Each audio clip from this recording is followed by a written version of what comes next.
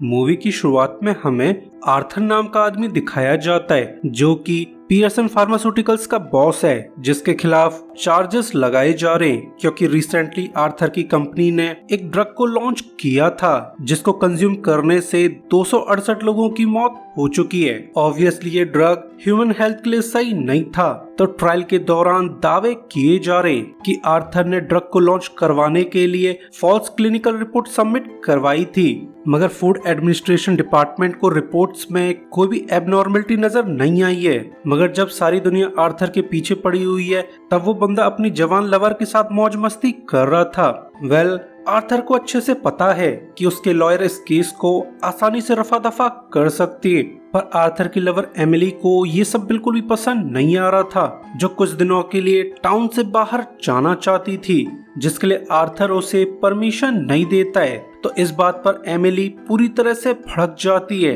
क्योंकि ये ओल्ड फाट हमेशा उसे कंट्रोल करता रहता है। जिसके बाद आर्थर अपनी कंपनी चला जाता है जहां वो अपने लॉयर्स की टीम को ऑर्डर्स देने लगता है कि तुम्हें जल्द से जल्द इस केस को रफा दफा करना होगा। मगर जब आर्थर शाम को घर लौटकर आता है तब उसका घर पूरी तरह से खाली था, यानी एमिली यहाँ से जा चुकी है, जिस बात पर आर्थर काफी ज्यादा परेशान था। पर तभी उसे एक अननोन नंबर से मैसेज आ जाता है जिसके हिसाब से किसी ने एमिली को कूट काट कर उसे किडनैप कर लिया है। तो ये बात आर्थर को बिल्कुल भी पसंद नहीं आती है, तो वो एमिली को ढूंढने के लिए प्राइवेट इन्वेस्टिगेटर्स को हायर कर लेता है, जो सारा माजरा जानने के बाद आर्थर को वार्न करने लगते हैं कि बेहतर होगा तुम इस मामले में एफबीआई और पुलिस को शामिल कर लो। मगर इस बात पर आर्थर ध्यान नहीं देता है क्योंकि उसने अकेले ही मीटिंग प्लेस जाने का डिसाइड कर लिया था। तो प्राइवेट इन्वेस्टिगेटर्स उसे एश्योर करने लगते हैं कि हम लोग दूर से तुम पर नजर रखते रहेंगे और जैसे ही एमिली आजाद होती है तैसे ही हम किडनैपर को पकड़ लेंगे, जिसके लिए आर्थर भी राजी हो जाता है, जो पैसों का इंतजाम करके आर्ट गैलरी चला जाता है जहां उसका और किडनैपर का सौदा होने वाला था। तो आर्थर एक पेंटिंग को देखते हुए किडनैपर का वेट करने लगता है और इसी वक्त एक आदमी यहां आकर डील के बारे में बात करने लगता है, जिस बात पर आर्थर पूरी तरह से भड़क जाता है, जो गुस्से में इस आदमी को जोरदार पंच मार देता है। एंड सरप्राइजिंगली आदमी कोई किडनैपर नहीं था, बल्कि ये बंदा तो आर्ट गैलरी का ओनर है जो कि सामने वाली पेंटिंग को बेचने की डील करना चाहता था। और रही बात किडनैपर की, वो यहाँ पर आया ही नहीं था क्योंकि वो तो आर्थर के साथ फिरकी ले रहा था, जिस बात पर आर्थर काफी ज्यादा अपसेट है। जिसके बाद हमें एक हफ्ते पुराना सीन दिखाया जाता है जहां बेन कैहिल नाम का लॉयर काफी ज्यादा परेशान था क्योंकि बेन की वाइफ शार्लेट उसे प्रॉपर टाइम नहीं देती है, जिससे इन दोनों का नाइट रिलेशन खतरे में पड़ चुका है। तो बेन का बडी उसे एडवाइस करने लगता है कि तुम हमारी फर्म के बेस्ट लॉयर हो, मगर तुम इस तरीके से काम करते रहे तो तुम्हारी बैंड बच जाएगी। क्यों ना तुम कुछ दिनों की छुट्टियां लेकर घूमने के लिए निकल जाओ, जिससे तुम्हारा और शार्लेट का रिलेशन भी क्लोज आ सकता है। जिस बात पर बेन ध्यान नहीं देता है क्योंकि उसकी वाइफ शार्लेट एक नर्स है जो कि इंटेंशनली दो शिफ्ट कर रही थी। ऑब्वियसली वो बेन को इग्नोर कर रही है, तो वो खराब मूड से अपने काम में लग जाता है। पर तभी उसे अपनी एक्स गर्लफ्रेंड एमिली की फ्रेंड रिक्वेस्ट आ जाती है, जिसे बेन झटाक से एक्सेप्ट कर लेता है। मगर जब ये बात बेन के बडी को पता चलती है तो वो बेन को वार्न करने लगता है कि एमिली का दिमाग ठिकाने पे नहीं है, तो बेहतर होगा तुम एमिली से दूर रहो, क्योंकि मेरे हिसाब से सुंदर लड़कियां हमें तभी अप्रोच करती हैं जब हमारी शादियां हो जाती हैं। ऑब्वियसली वो तुम्हारी शादी को बर्बाद कर देगी। जिस बात पर बेन ध्यान नहीं देता, बल्कि वो तो सीधा एमिली से मिलने चला जाता है, जो बेन को देखकर काफी ज्यादा खुश थी।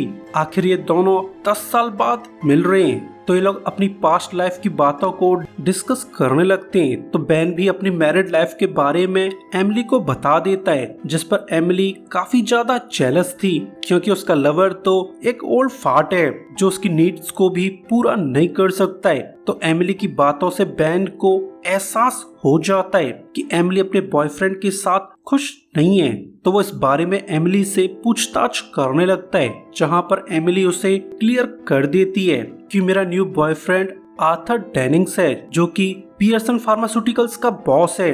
मगर मुझे उसके साथ रिलेशन नहीं रखना है। वो बंदा हर समय मुझे फोर्स करता रहता है। तो ये दोनों मिलकर आर्थर की बुराई करने लगते हैं और इसी समय एमिली बैन को रिवील कर देती है कि आर्थर ने अपने ड्रग को लॉन्च करवाने के लिए फॉल्स क्लिनिकल रिपोर्ट सबमिट करवाई थी, मगर मेरे पास क्लिनिकल रिपोर्ट की ट्रू कॉपी पड़ी हुई है जिसके थ्रू आर्थर को बर्बाद किया जा सकता है। तो ये बात बैन का इंटरेस्ट पिक कर लेती है। तो वो लेडी के साथ उसके अपार्टमेंट चला जाता है जहां लेडी सारा डाटा एक पेन ड्राइव में कॉपी करके बैन को दे देती है, जिससे बैन को भी एहसास हो जाता है कि अगर उसने ये डाटा यूज किया तो आर्थर को पता चल जाएगा कि ये डाटा एमिली के सिस्टम से चोरी किया गया था, जिससे एमिली और वो खतरे में पड़ सकती हैं। मगर इस बात पर एमिली ध्यान नहीं देती। ऑब्वियसली एमिली अपनी आजादी के खातिर खूब सारे रिस्क ले रही थी, क्योंकि अगर बैन को रियल क्लिनिकल डाटा मिल जाता है तो वह आर्थर के खिलाफ केस कर सकता है, जिससे आर्थर पूरी तरह से बिजी हो जाएगा, जिसका फायदा उठाकर एमिली देश छोड़ सकती है।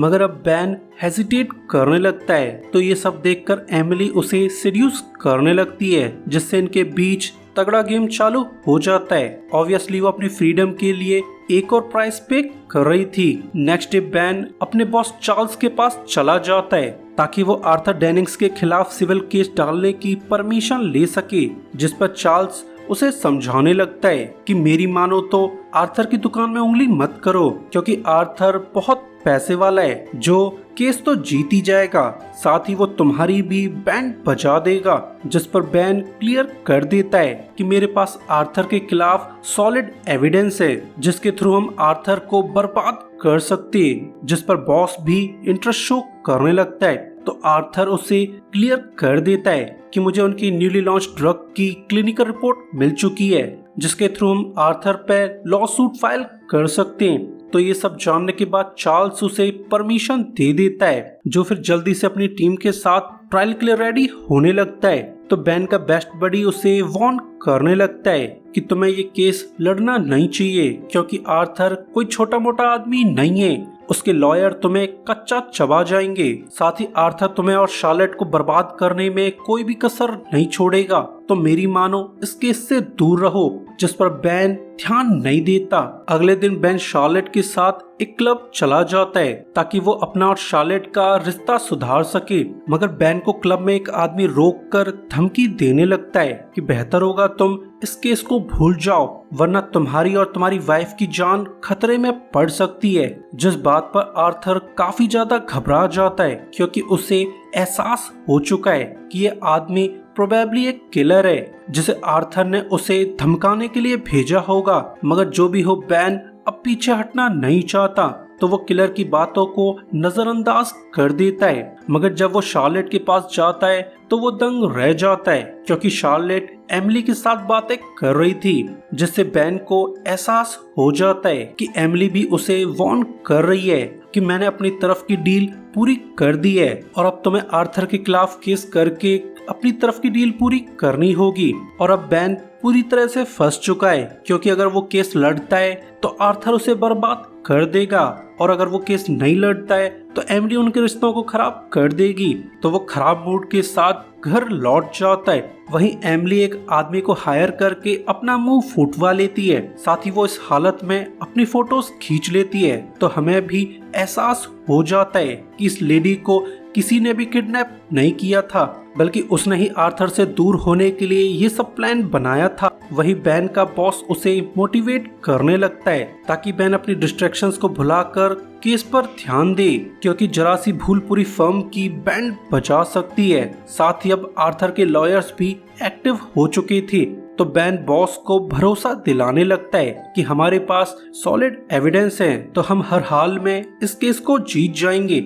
शाम को बैन एमिली के घर चला जाता है ताकि वो केस से रिलेटेड मैटर्स को डिस्कस कर सके, मगर वो ये देखकर हैरान रह जाता है कि अब तक एमिली की मौत हो चुकी है, जिसे देखकर तो ऐसा लग रहा था मानो एमिली ने सुसाइड कर ली हो। मगर बैन को यकीन है किसी ने एमिली का खून किया होगा। तो ये देखकर बैन की पूरी तरह से चटक जाती है। साथ ही वो पुलिस को बिना इन्फॉर्म किए घर लौट आता है, जहां वो शार्लेट को सारा माजरा बता देता है। कि एमिली उसकी एक्स लवर थी। साथ ही वो दोनों शार्लेट के पीठ पीछे रोजाना मिल भी रहे थे, मगर ये सब बैन सिर्फ और सिर्फ केस के लिए कर रहा था, जिस पर शार्लेट बैन पर भड़कने लगती है कि तुमने एक केस के लिए अपनी शादी को भी भुला दिया। जिस बात पर बैन काफी ज्यादा दुखी था, क्योंकि वो तो शार्लेट से सिंपैथी की उम्मीद कर रहा था, मगर लेडी उसे अच्छे से सुनाने लगती है कि जो भी हो एमिली की डेथ के लिए तुम्हें फ्रेम किया जाएगा। मगर हमें यहाँ पर वियर्ड फीलिंग्स आने लगती हैं कि जैसे कि इस लेडी को एमिली की डेथ के बारे में पहले से पता था और वो बैन से कुछ छुपा रही है, जिस बात का हमें आगे क्लियर हो जाएगा। जिसके बाद बैन अपने हैकर फ्रेंड को कांटेक्ट करके एमिली के सोशल मीडिया अकाउंट को डिलीट करवा देता है, ताकि सोशल मीडिया प्लेटफॉर्म के थ्रू कोई भी उस तक पहुंच न पाए। मगर जब लाइफ आपकी लेती है तो सारी प्लानिंग धरी की धरी रह जाती है। जिसके बाद बैन एक मीटिंग हॉल में चला जाता है, जहां उसकी फर्म के सभी लॉयर्स मौजूद थे। जल्द ही आर्थर भी यहां आ जाता है, जो इस केस को प्राइवेटली सेटल करना चाहता था, ताकि उसे कोर्ट के चक्कर न लगाने पड़े।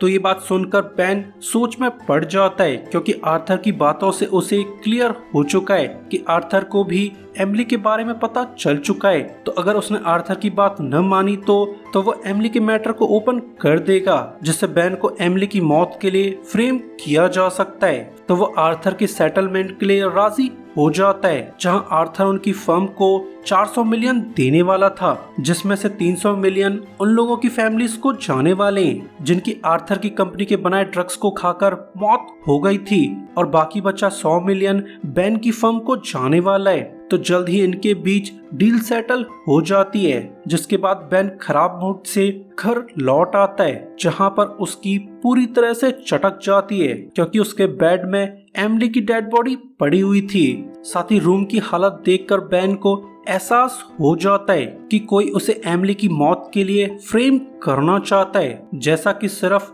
आर्थर डेनिंग्स कर सकता है। पर तभी यहाँ पर पुलिस आ जाती है, तो मजबूरी में बैन को घर से भागना पड़ता है, जिससे पुलिस को एमिली की डेड बॉडी मिल जाती है। जो लोग फिर बैन को एमिली की मौत का जिम्मेदार ठहरा देते हैं। ऑब्वियसली ये सब एक सेटअप था, कोई आदमी बैन को पूरी तरह से बर्बाद करना चाहता है। जिसके बाद बैन हुडी डालकर अपने बेस्ट फ्रेंड के पास चला जाता है, जो बैन को देखकर अच्छे से सुनाने लगता है कि मैंने तुम्हें शुरुआत में ही वार्न किया था कि बेहतर होगा तुम एमिली और आर्थर से दूर रहो, मगर तुमने मेरी बातों पर ध्यान नहीं दिया था, और अब देखो तुम्हारी अच्छे से वाट लगने वाली है। जिस बात पर आर्थर को भी काफी ज्यादा अफसोस था। तो बैन का बड़ी उसे एक गन दे देता है, ये कहते हुए कि तुम अब एक फ्यूजिटिव हो, तो बेहतर होगा तुम सिटी को छोड़कर बाहर चले जाओ। जिस बात पर बैन ध्यान नहीं देता, जो गन लेकर सीधा आर्थर के घर चला जाता है, जहां वो आर्थर को गन पॉइंट पर लेकर उसे थ्रेटन करने लगता है कि हम दोनों के बीच एक और सौदा होने वाला है, जहां मैं तुम्हें एमिली से मिले सभी एविडेंस लौटा दूंगा और तुम्हें मुझ पर लगे सभी चार्जेस को वापस लेना होगा। जिस पर आर्थर स्माइल करते हुए उसे टॉन्ट करने लगता है कि बच्चे, तुम्हें दो गलत फहमियां हो चुकी हैं। पहला, एमिली का खून मैंने नहीं करवाया है। दूसरा कि मैंने क्लब में तुम्हें थ्रेटन करने के लिए आदमी भेजा ही नहीं था। जिस पर बैन काफी ज्यादा कंफ्यूज था। तो आर्थर उसे क्लियर कर देता है कि मैं एमिली से बहुत ज्यादा प्यार करता था और सिर्फ एमिली की वजह से मैंने 400 मिलियन का सेटलमेंट साइन किया था, वरना अगर मैं तुम्हें बर्बाद करना चाहता तो अब तक तुम और तुम्हारी वाइफ मर चुके होते। तो बैन खराब मूड में बाहर चला जाता है, क्योंकि अब उसे समझ नहीं आ रहा था कि आखिर उसे किसने फ्रेम किया होगा। पर तभी यहाँ पर वो असैसिन आ जाता है, जिसने बैन को क्लब में धमकियां दी थी।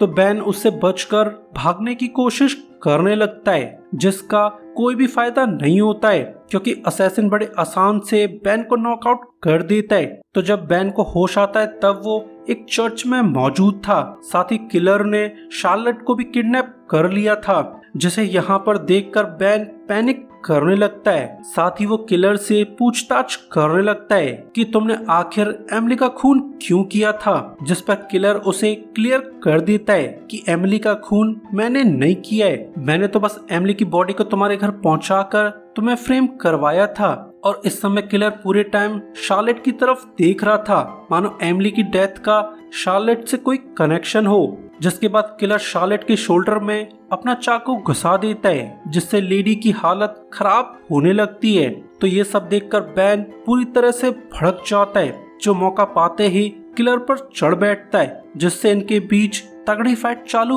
हो जाती है। एंड सरप्राइजिंगली बैन इस किलर को ओवरपावर कर देता है, जहां वो किलर की खोपड़ी मरोड़ कर उसे मार देता है। जिसके बाद बैन एमिली को लेकर हॉस्पिटल चला जाता है ताकि एमिली को प्रॉपर ट्रीटमेंट मिल सके।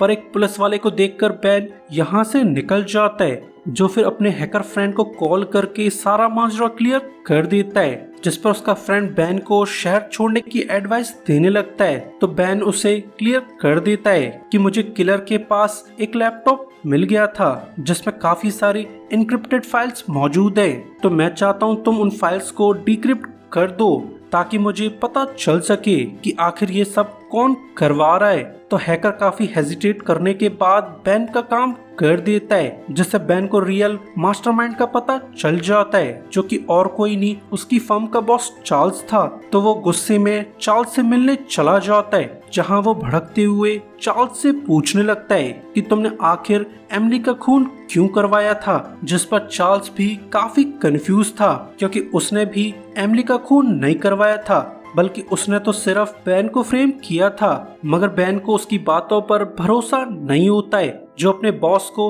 रिवील कर देता है कि मैंने तुम्हारे भेजे किलर को ठिकाने लगा दिया है, जिसके पास से मुझे सॉलिड एविडेंस मिल चुके हैं कि तुमने ही मुझे एमिली के खून में फ्रेम करवाया था। साथ ही बैन को क्लियर हो जाता है कि शुरुआत से ही चार्ल्स आर्थर के लिए काम करता था, जो इंटेंशनली सभी केसेस को हार जाता था, जिस वजह से आर्थर अभी तक सेफ था। जो बात सुनकर चार्ल्स पैनिक करने लगता है, मगर तभी यहाँ पर पुलिस आ जाती है, जो कि ऑब्वियसली चार्ल्स को अरेस्ट करना चाहती थी, क्योंकि बैन ने यहाँ आने से पहले ही सारे एविडेंस पुलिस को सबमिट कर दिए थे।